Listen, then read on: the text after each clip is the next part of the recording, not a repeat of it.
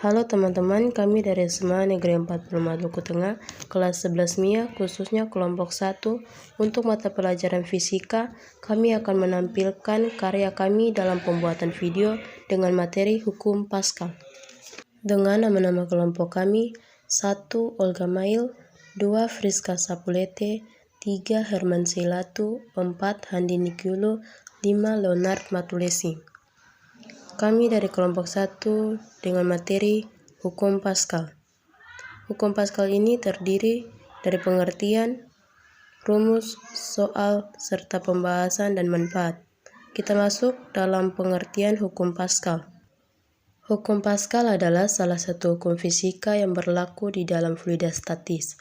Hukum ini dirumuskan oleh ilmuwan asal Prancis, yaitu Blaise Pascal.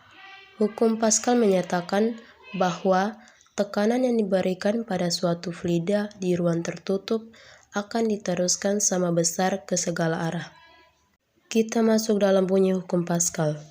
Pada dasarnya, hukum Pascal memang bagian dari berbagai hukum fisika yang ternyata memberikan manfaat bagi kehidupan manusia sehari-hari. Hukum Pascal berbunyi, tekanan yang diberikan pada zat cair dalam ruang tertutup diteruskan ke segala arah dengan sama besar. Hukum Pascal ini diciptakan oleh ilmuwan fisika asal Prancis bernama Blaise Pascal. Contoh sederhananya adalah, kamu memiliki kantong plastik berlubang yang berisi air, kemudian diperas. Apa yang kira-kira terjadi ya? Nah, ketika kamu memeras kantong plastik berisikan air tersebut, nantinya akan ada tekanan pada air yang ada di dalam kantong, sehingga menyebabkan dua hal. Hal yang pertama, air akan memancar keluar dari lubang-lubang kantong. Itu berarti tekanan yang kamu berikan tadi diteruskan melalui air dalam kantong. Hal yang kedua, air memancar dari setiap lubang dengan sama kuat. Itu berarti tekanan dalam air bekerja ke segala arah. Berdasarkan contoh sederhana tersebut, dapat dikatakan bahwa hukum Pascal ini adalah sebuah hukum fisika fluida yang menjelaskan bahwa dari adanya tekanan yang diberikan pada fluida statis di dalam ruang tertutup, nantinya akan diteruskan ke segala arah yang tentu saja dengan tekanan yang sama kuatnya. Hukum Pascal ini dicetuskan oleh seorang fisikawan Prancis bernama Blaise Pascal, yang lahir di Clermont pada 19 Juli 1623. Sebenarnya Blaise Pascal itu tidak hanya seorang fisikawan saja, tetapi juga seorang ahli filsafat teologi. Namun, dirinya sangat menyukai hal-hal di bidang ilmu matematika dan fisika, terutama pada hal geometri proyektif, yang kemudian mengantarkannya menjadi ahli di bidang fisika, mekanika fluida, terutama yang berhubungan dengan tekanan dan gaya. Terlebih lagi ketika berumur 18 tahun, Pascal mampu menciptakan kalkulator digital pertama di dunia. Pascal menghabiskan waktunya dengan bermain dan melakukan eksperimen, bahkan selama pengobatan kanker yang tengah dideritanya. Hukum Pascal ini ditemukan ketika dirinya tengah bereksperimen bermain-main dengan air. Kita masuk dalam rumus hukum Pascal. Pada dasarnya, hukum Pascal adalah sebuah prinsip kerja yang memiliki keterkaitan antara tekanan yang disebabkan oleh zat cair dalam ruang tertutup. Hukum Pascal ini menggambarkan bahwa setiap kenaikan tekanan pada permukaan fluida harus diteruskan ke segala arah fluida tersebut. Hukum Pascal memang hanya diterapkan pada fluida, terutama fluida cair saja. Perlu diketahui bahwa fluida adalah zat yang mudah mengalir, seperti zat cair dan gas. Ada sedikit informasi. Fluida adalah semua zat yang bisa mengalir. Zat yang dapat mengalir ini tentu saja memiliki kemampuan membentuk sesuai dengan wadah yang menampungnya. Misalkan zat cair tersebut ditampung di sebuah wadah ember, maka akan membentuk layaknya ember tersebut. Perlu diketahui juga bahwa atom-atom dan molekul fluida itu bergerak secara bebas.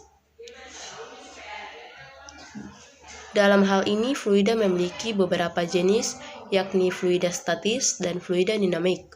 Nah, berikut ini adalah penjabaran hukum Pascal jika diterapkan dalam sebuah bejana tertutup berbentuk U.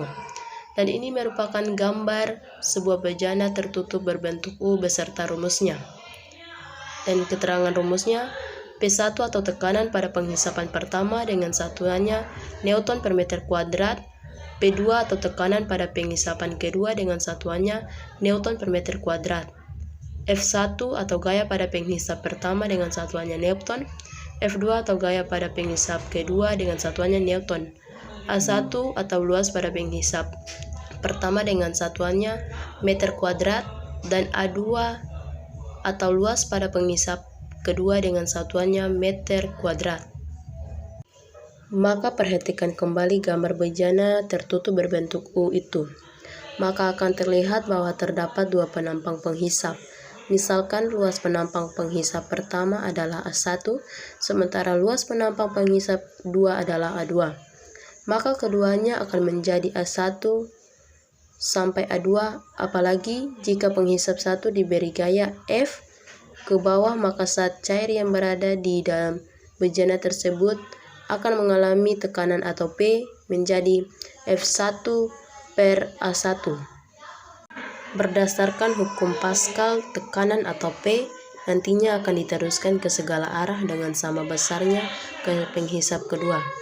Jadi penghisap 2 dengan luas penampang A2 akan menerima tekanan atau P1 seandainya ada sebuah gaya yang dihasilkan oleh tekanan atau P1 pada penampang A2, maka itu menjadi gaya atau F, sehingga akan diperoleh persamaan sebagai berikut. Kita masuk dalam soal dan pembahasan hukum Pascal. Diketahui bahwa A1 sama dengan 100 cm², A2 sama dengan 2000 cm², P sama dengan V2 sama dengan 15.000 Newton. Jika diterapkan menggunakan prinsip kerja hukum Pascal, maka akan menjadi A1 sama dengan 100 cm² sama dengan 0,01 meter kuadrat. A2 sama dengan 2000 cm² sama dengan 0,2 cm². F2 sama dengan 15.000 Newton. Lalu ditanya F1 adalah, maka F1 per A1 sama dengan F2 per A2. F1 sama dengan F2 dikali A1 per A2. Maka kita jumlahkan 15.000 dikali 0,1 dibagi dengan 0,2, maka hasilnya yaitu 750 Newton. Jadi gaya minimal atau F yang diperlukan untuk mengangkat mobil tersebut adalah 750 Newton. Ada beberapa manfaat dalam kehidupan sehari-hari. Yang pertama, dongkrak hidrolik. Prinsip alat ini dengan memberikan tekanan kecil pada penghisap kecil akan diteruskan oleh minyak melalui pipa ke penghisap besar sehingga bisa menghasilkan gaya angkat. Yang kedua, pompa hidrolik ban sepeda. Pompa ban sepeda yang menggunakan fluida di bagian dalamnya. Yang ketiga, mesin hidrolik pengangkat mobil. Biasa dipergunakan di bengkel mobil untuk mengangkat mobil sehingga bagian bawah mobil bisa dibersihkan. Yang terakhir, rem piringan hidrolik pada mobil. Sistem pengeraman mobil supaya menghentikan gerak ban mobil. Demikian tugas kami di saat ini. Kami mengucapkan terima kasih.